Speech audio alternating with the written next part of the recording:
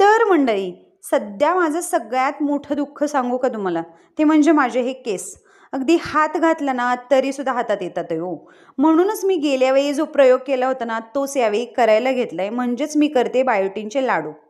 त्यासाठी मी सगळे जेवढं काही साहित्य लागतं ना, ते काढून ठेवलेलं आहे. अगदी काजू, बदाम, शेंगदाणे, खोबऱ्याचा कीस, काळे तीळ, मेथी दाणे, त्यानंतर सूर्यफुलाचे बी, चिया सीड, भोपळ्याचे बी, सगळं.